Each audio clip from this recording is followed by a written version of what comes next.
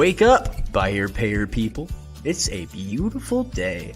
Go grab yourself another cup of joe and say hello to Jim and Michelle Rhoads on the Buy Here, Pay Here Morning Show. Take it away, you two.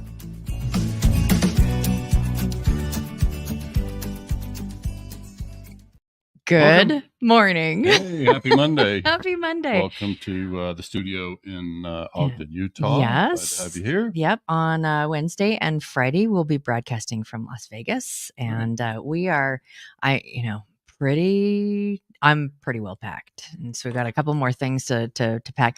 I'm like, I'll be throwing stuff in the window of the car as it's time to go. That's kind of my routine. Even though we do this frequently, and I have like my systems and everything, I usually start at least 24 hours before. And it's kind of fun. It's a fun game we 10 play. minutes, And then she spends 24 hours packing. I spend 24 seconds packing. And then we compare notes on who forgot what. So and you know what? I still forget stuff. Yeah. I just do. So we're excited about that. We're heading to Vegas. We're going to be attending the Neo User Summit tomorrow. And then we're in town for a bunch of company meetings with different people that we're working with and building some things that are pretty cool with. And there is more to come on that front. Excited for that. We're also going to get a chance to see a lot of folks that we know in Vegas over the next few days. So that's always exciting and fun. We more fun for us than them, I'm sure. But we got just quick updates. We got the Neo User Summit, which is tomorrow. We will be there for that. We certainly want to know about the latest technology with Neo. That's at the Bellagio, as is BHPH United, which is Wednesday and Thursday, the 24th and 25th. So their opening thing is tomorrow night. Yeah, they have their cocktail kind of check-in tomorrow evening.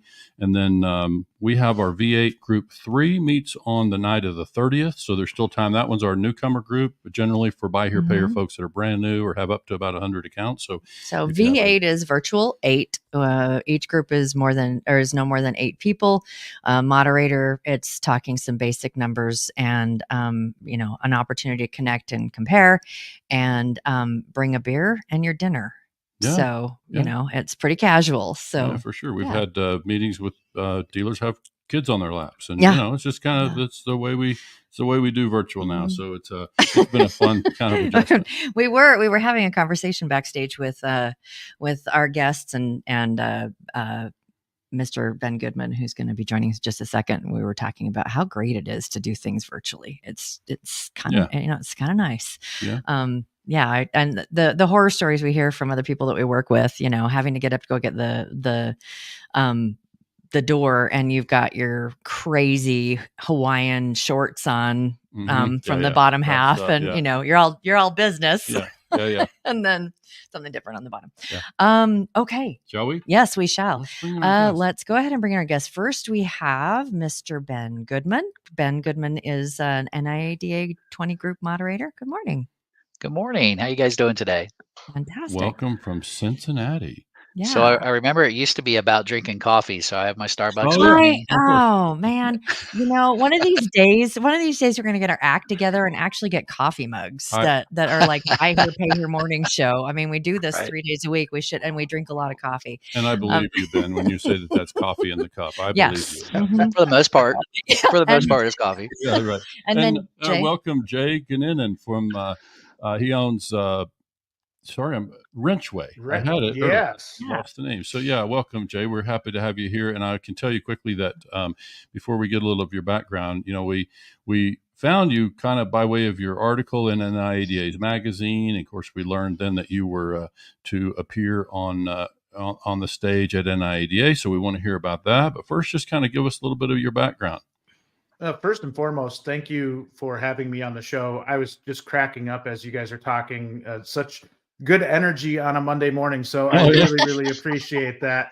As far as my background, I've spent my entire life in this industry. My family has an independent automotive repair shop in Wisconsin, where I'm from.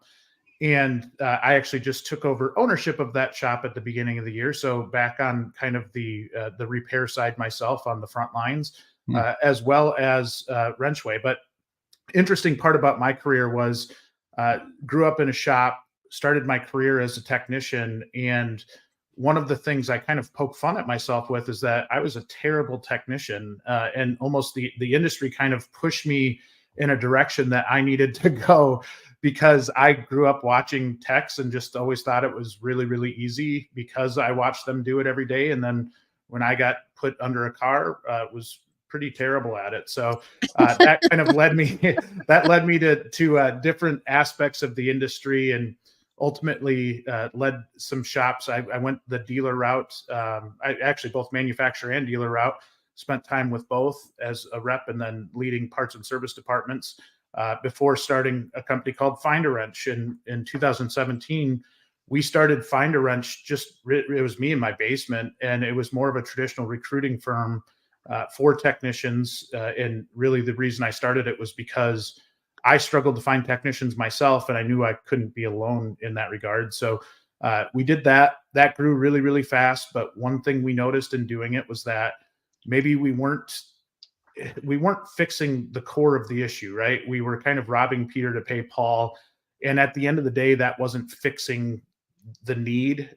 When I grew up in the industry, it was very much a sin to go take a tech from your neighboring shop. And it felt like those rules had kind of all gone out the window. And at some point, we were kind of attributing to that, right? Or contributing to it.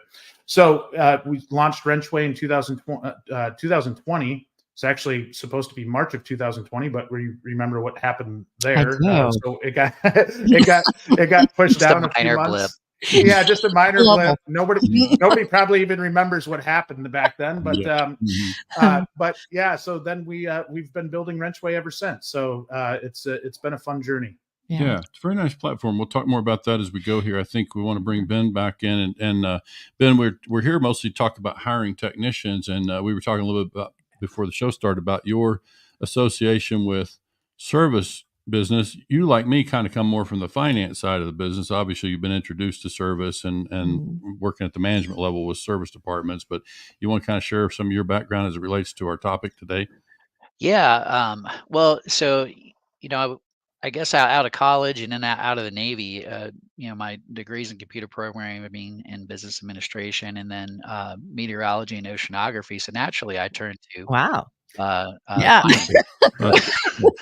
right. That's exactly right. How's the weather for techs? Then that's here. That's exactly right. So I spent 16 years, to your point, on the finance side in the subprime market with City Financial, Citigroup, so subsidiary Citigroup, and left there in 2010 and joined Byrider. If you guys know who Byrider is, or the audience know who Byrider is, they were one of the largest franchised buy here, pay here franchises across the country. At about 147 locations when I joined them back in 2010. And gosh, I did just about every job, from on a management side in that organization, and had small shops that I ran, large shops that I ran, small shops where we're selling 15, 20 cars up to, grew that to 55 cars, larger shops where we're selling close to 100, ran multi-points for them, BDC, blah, blah, blah, all that kind of good stuff. So fast forward a little bit, I was a consultant for my last 5 years there with those guys. So I got a chance to work with all of the dealers in every phase of the operations. As a subject matter expert, helping them increase their profitability, which obviously includes service. Anybody out there, look, service is not sexy. It's not sales, but it is the glue that absolutely holds the dealership together. If you don't believe that, oh my goodness, we need to have a conversation about it, because it is the glue that holds your dealerships together. So obviously I spent a lot of time helping these guys in their service departments, help them improve there. Joined NIADA in August of 21.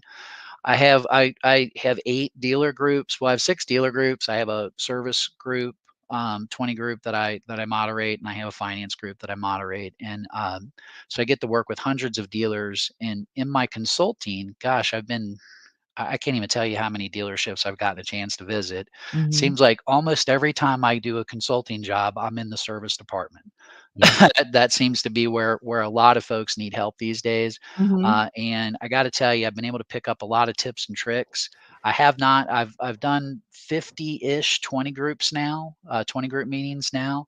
And there hasn't been a single one that we do a thing called hot topics. There hasn't been a single hot topic yet where it hasn't been, how do I find technicians? How do I recruit This is a technicians? hot topic.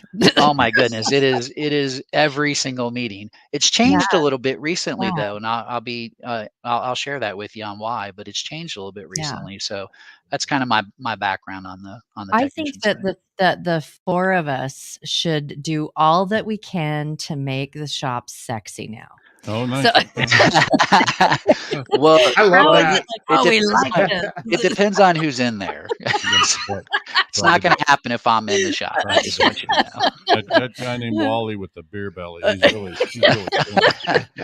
he brushed his teeth this week. Yeah. Oh, I don't know why dealers, they just tried it. They're like, oh, I don't want to go in the back. I don't want to go back there.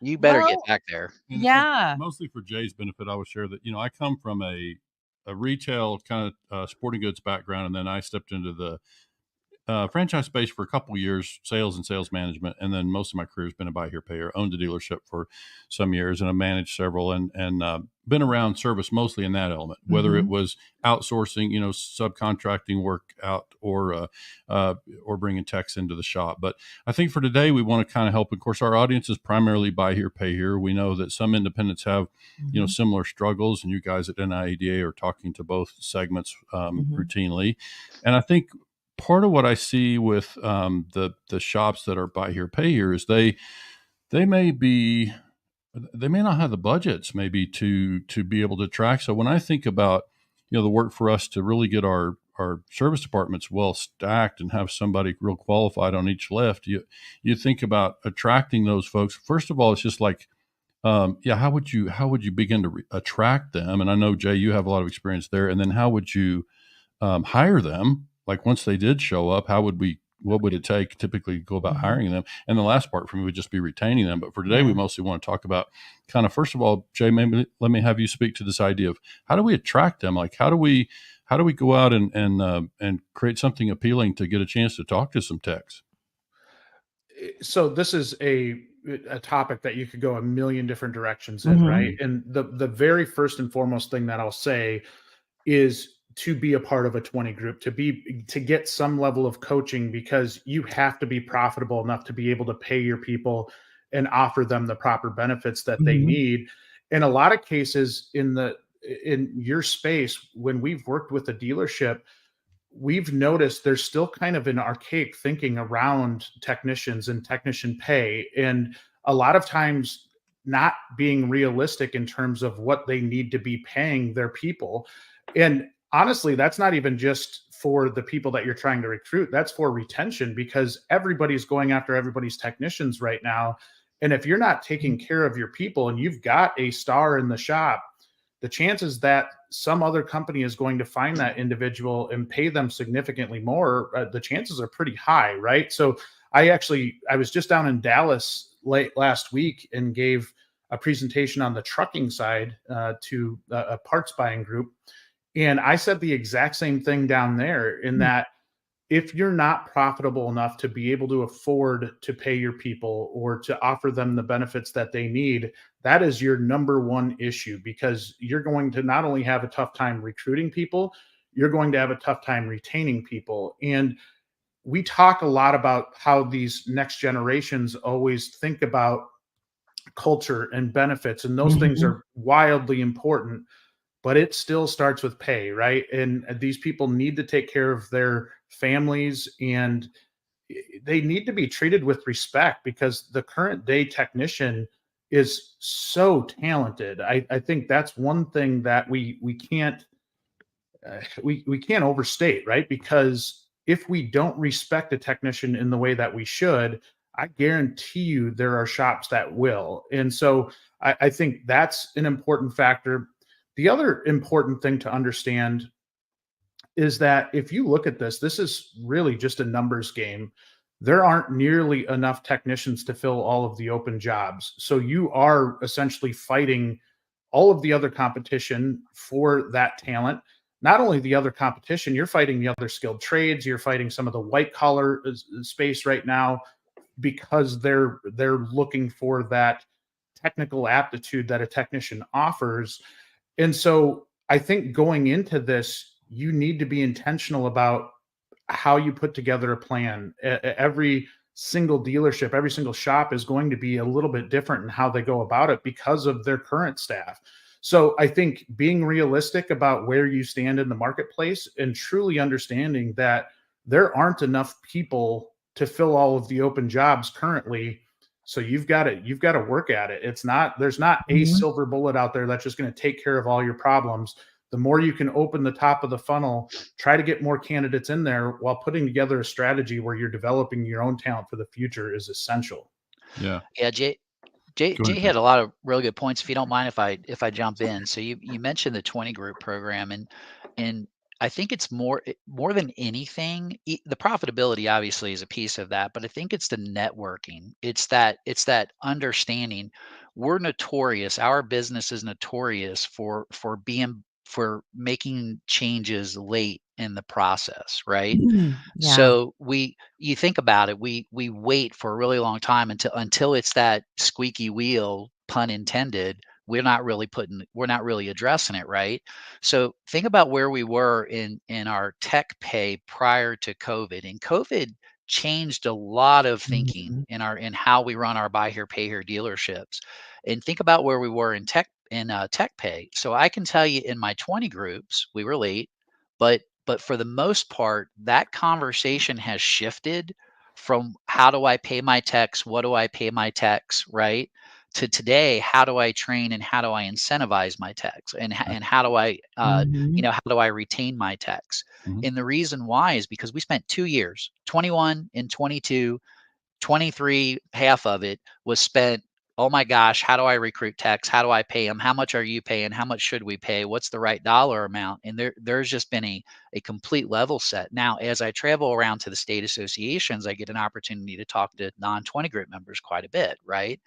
And we're still not quite there on the pay side of it. So that question is still out there for those non-20 group members. So that level set, and gosh, it's been quite a bit. I mean, probably about, I don't know, this is anecdotal, but in my estimate, maybe about $8 to $10 an hour shift over the last 3 years and what we're paying our technician base.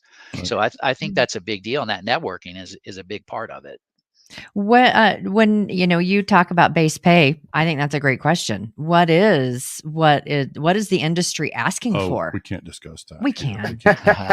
Well, it's interesting. I asked it. We thought the same thing, right? So we do a lot of content that is more educational in nature through Wrenchway as a whole. One of the things I think that is really damning for our industry is that if you look at the Bureau of Labor Statistics, it says the average technician makes about $45,000 a year, with the top tier making roughly $70,000. So the top 10% making $70,000. When we talk to technicians every single day, we see technicians making significantly more than that. Yeah, right? And so we actually we had done a webinar about a month ago called. It was something around technician pay, but we did this technician pay survey because we were curious and we wanted more real-time data. We wanted the ability to get our hands around this in a little bit more structured of a way. So we had done a technician pay survey. We had about 3,000 respondents to that survey. And the data, interestingly enough, came back as significantly higher than even that. But the funny part was that we didn't have enough entry-level people doing it. Like when we went in to do the survey, we thought that it was just going to be, we were a little worried that it was just going to be all entry-level people and that your survey data would reflect what the Bureau of Labor Statistics does.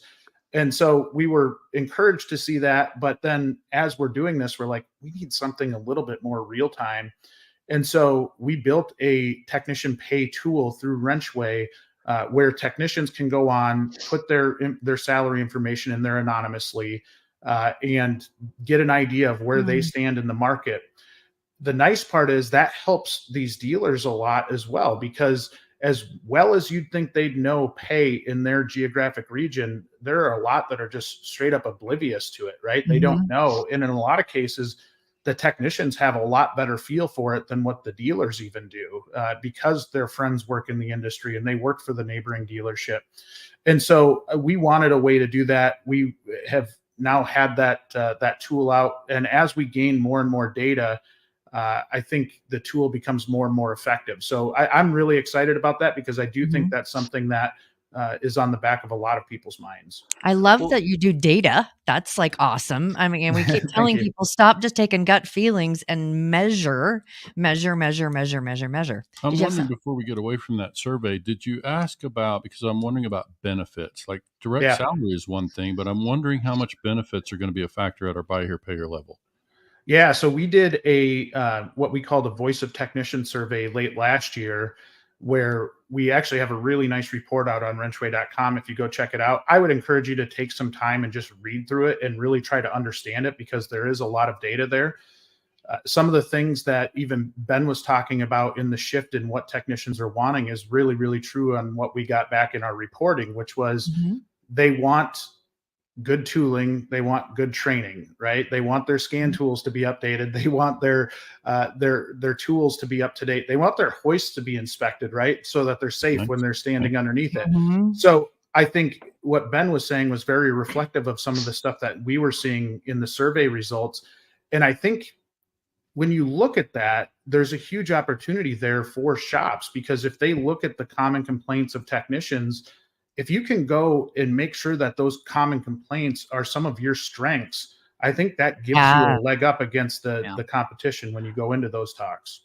Yeah. How do you handle extreme weather, hot and cold? That's something that's important right now. Techs have, to Jay's earlier point, there's such a lack of qualified technicians. The numbers just simply aren't there. They're kind of in demand right now, right?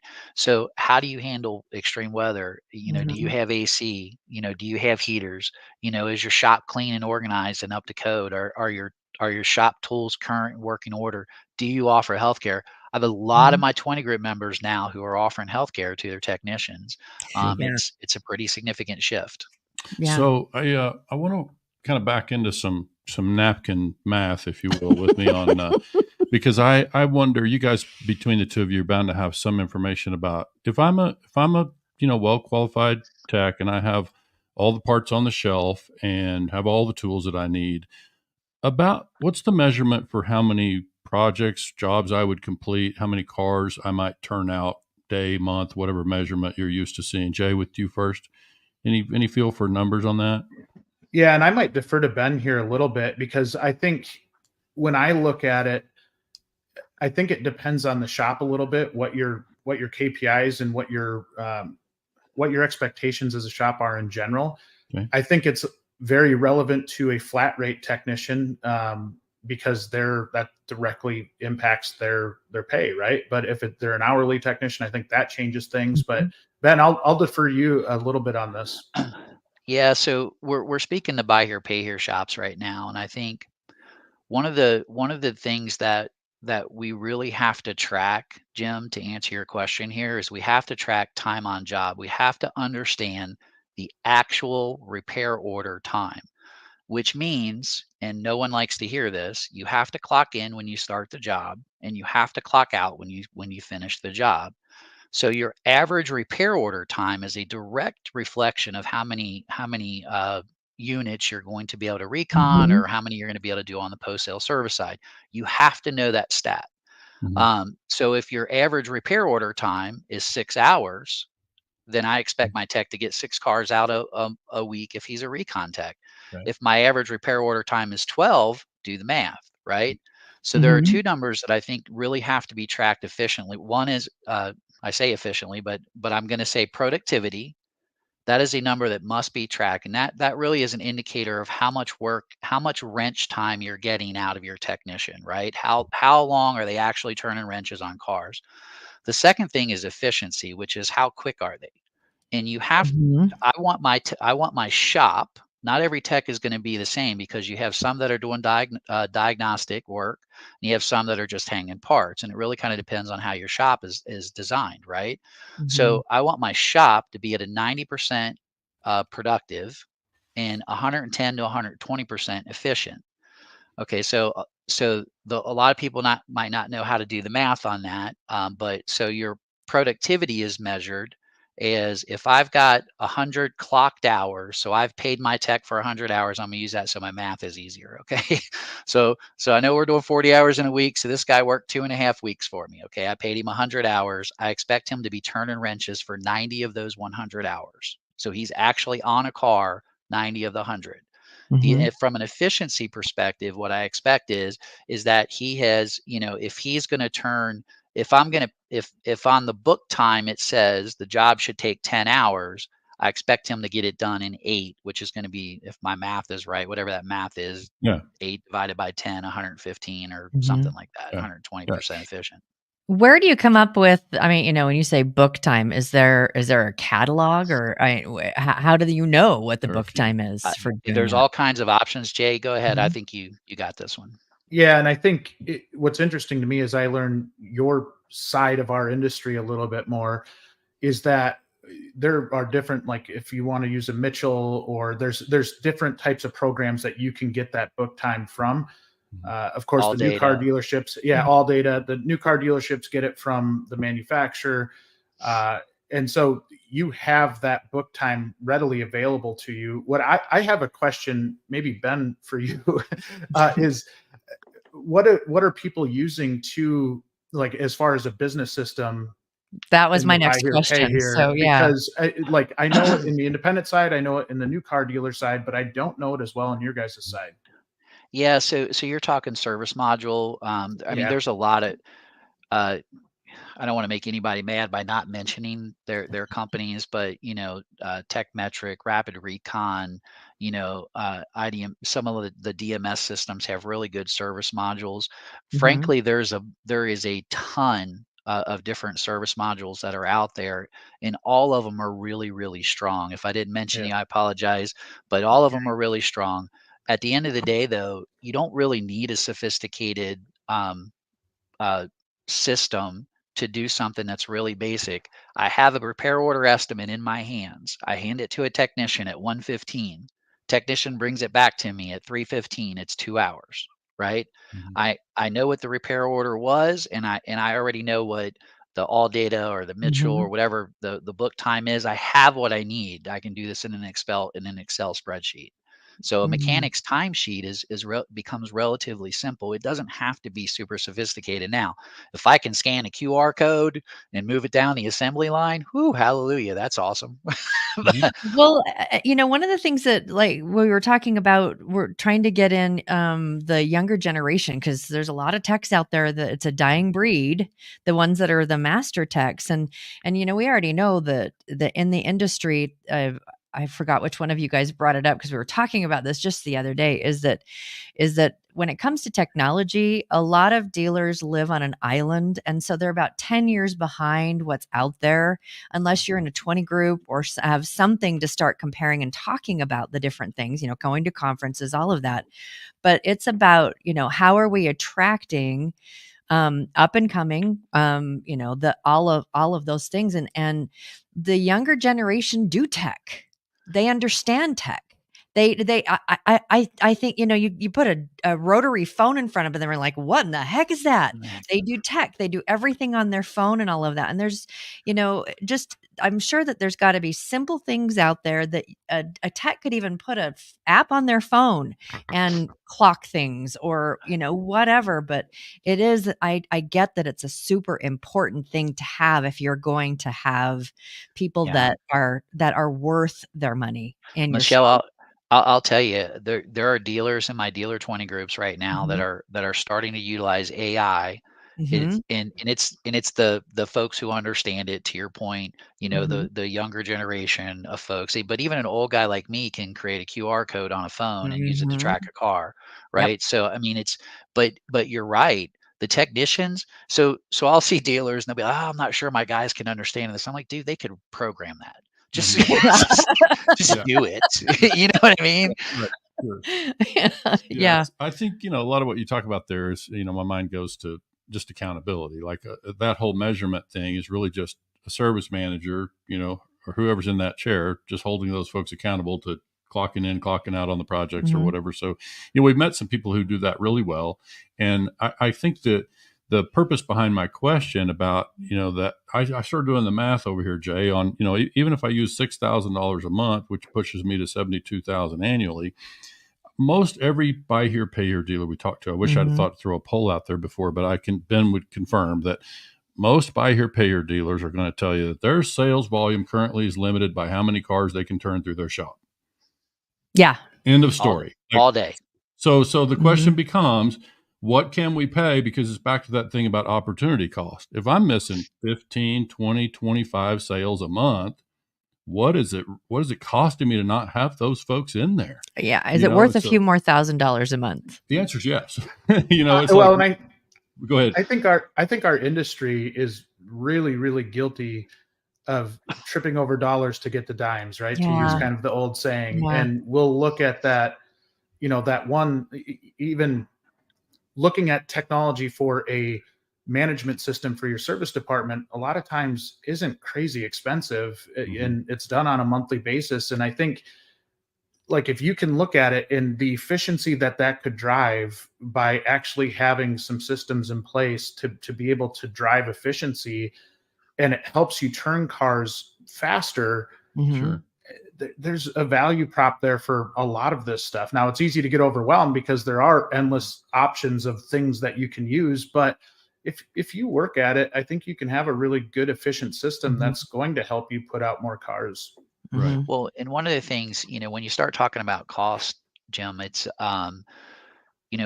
we need to run our buy here, pay here. Our buy here, pay here service department is a cost center. Okay. And we tend to operate it because a lot of us come from the retail side, right? We started off flipping cars, having our retail shops where we're upselling customers. But that cost center approach, it's different from the profit center approach. And before you can really start thinking about, can I afford an extra $6,000 on my technician, you've got to analyze that cost center piece. And what are your labor hours that you're billing? Are your repair orders covering your total labor hours? Are your repair orders covering your overhead, or do you have a pack to cover your overhead? And when you start thinking about that, and when you drill that down on a per car basis, you almost always win. And to your earlier point, you're right, Jim, 1000%. There isn't a dealer out there that wouldn't say, man, if I put 50 on my front lot, I'll sell 50. If I put 30, I might sell 50, but it's harder, and my portfolio is going to suffer for it. I was on a meeting the other day where a dealer was telling me, we got people calling in, and the salespeople are out there talking about the cars that are supposed to be ready this week. Like they're pre-selling this, which is not all terrible, but the idea is we got to be able to turn that stuff through. And if we have to pay more to do it, we have to pay more to do it because the cost of missing that business is too high.